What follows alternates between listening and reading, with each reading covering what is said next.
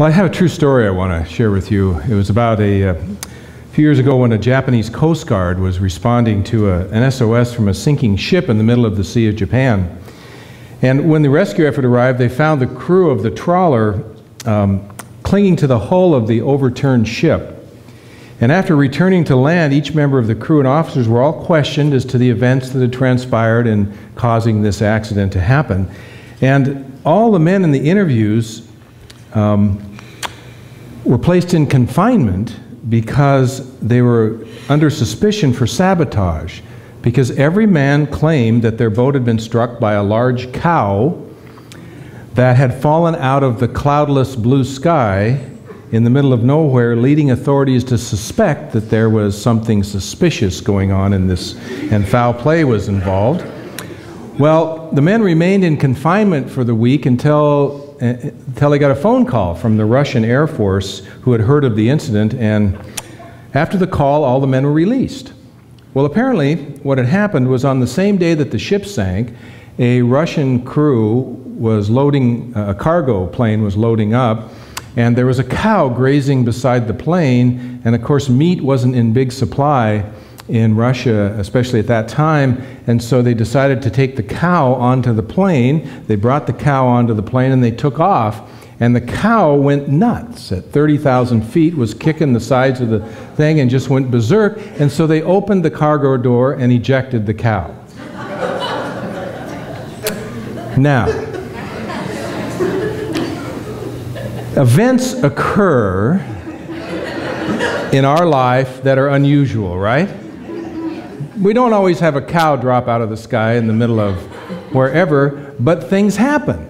And you know, we see miracles and synchronistic events and random acts and all kinds of different things that show up in the world, and we try to explain them, and we try to put an intellectual framework around them. We try to look at them in a way that we can understand them, but we know that things happen that sometimes are very hard to explain, and not that we have cows that fall out of the sky, but other kinds of things occur, and there's lots of other stories.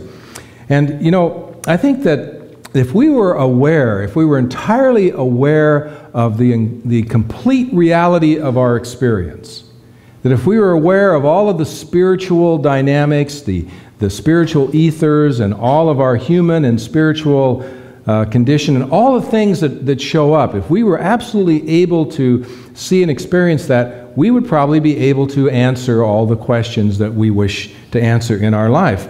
And what I think is true, though, is we may not be able to know all those things, but we do know that the law is always working. We do know that spiritual law is always unfolding whatever it is needs to unfold, and all these things that we see happen in the world, all the miracles and all the unexplained incidences, do have an explanation. That they are just a normal part of spirit happening. Now, if we knew all those things, we would know how Jesus raised Lazarus from the dead. We'd know. If we really were connected, we would know how that took place. We would understand the breadth and the depth of all the spiritual things that occur in our life. Now, in our current human dynamics, an intellectual explanation is important. A sound explanation. We want to stand on firm ground and know how life is unfolding. And one of the buzzwords is seeing is believing. That when we have to see it in order to believe it. That's part of the dynamic that we live in. We need proof to accept. And that power and confidence are the purview of those who seem to know more than we know. Is that not true? That when we see somebody that we think can heal or do something else, we think they have power and they have confidence, and it's someplace outside of ourselves. But the truth is that real power in our life, real power and authority and energy in our life does not come from here.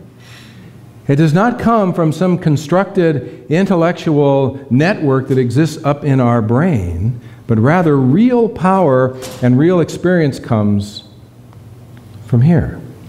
It comes from our heart. It comes from the energy that lives within us, from our connection. We feel our connection to all of life in our heart. Our heart is not just an organ. Some people call it the seat of the brain. It is the spiritual seat of our brain. It's where we connect with spirit, and it ironically is located. We feel it right here.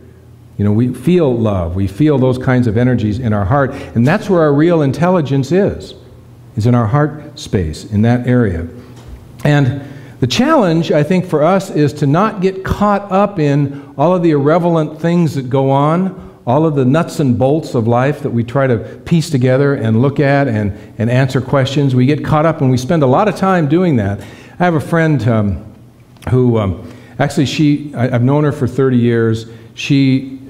I first met her the first day of the first Sunday service of the Unity Church in Coeur d'Alene when we started that ministry in August of 1980. And our first Sunday service, you know, we were a little bit disorganized. We had a lot of people show up to that service, and she walked in after the service and she said, "I noticed that you need some music. I do music and I would like to do that." And so she became the music director, and we became friends, and we had a chance to talk and get to know each other. And she shared with me stories about, you know, her past and her childhood and those kinds of things. And one of the stories that she shared with me was very poignant, is that she was a Mennonite, and she was the 10th child, the youngest of 10 in a conservative Mennonite family in Ohio.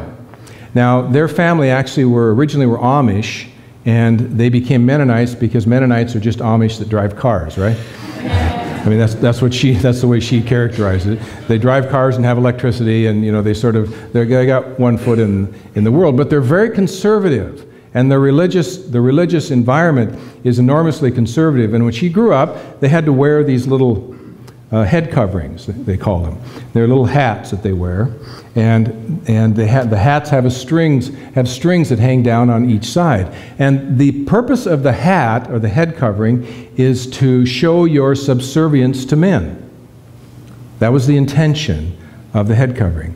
And they all had to wear them, and they pinned them on with bobby pins, you know, the little bobby pins that they put in to make sure that they would stay on their heads. And they wore them all the time. They wore them to school. They wore them basically everywhere. Well, so one day, you know, they have these long Sundays, and one day the women were all together, and they had this discussion about the strings that hang down from the head covering, these two strings. And it used to be that they didn't have bobby pins to pin them on, and so they would, you know, the strings were used to tie the hats on so they would stay on. Well, now that they had all these bobby pins, none of them tied the strings, they all hung down. And so the big discussion in the group was about whether they should cut the strings off or not. Because some of the women wanted the strings cut off because they were kind of annoying, you know, they'd swing back and forth and they were kind of in the way. But other women were like adamant that these strings were part of the whole experience, right? The whole process. So the strings had to be on there. And so they spent hours and hours and weeks talking about whether the strings should be on the hat or not. And she said, I was sitting there as a child thinking about all the things that were going on in the church, all of the abuse that was happening, all of the dynamics that were going on, and here were all these women sitting and talking about whether they ought to have the strings on the hat. And so I realized that I couldn't stay in that experience. I realized that somehow this child realized that she couldn't be a part of that kind of discussion. And my comment to her was, well, I says, it sounds like you were part of a strings-attached religion. And that you're a no-strings-attached kind of person, right? And that Unity is a no-strings-attached kind of religion, right? And she says, well, yeah, that's exactly right, that I was part of this religion that had all these rules and regulations and things that you could or couldn't do, or this and that, you know, all of the stuff that showed up around the way in which life was organized and controlled, and that she did belong to, or needed to belong to, a no-strings-attached religion. Now, that doesn't mean that no-strings-attached means that we can do anything we want. It means that we're free to think about and to express ourselves and to create our connection with and relationship to God.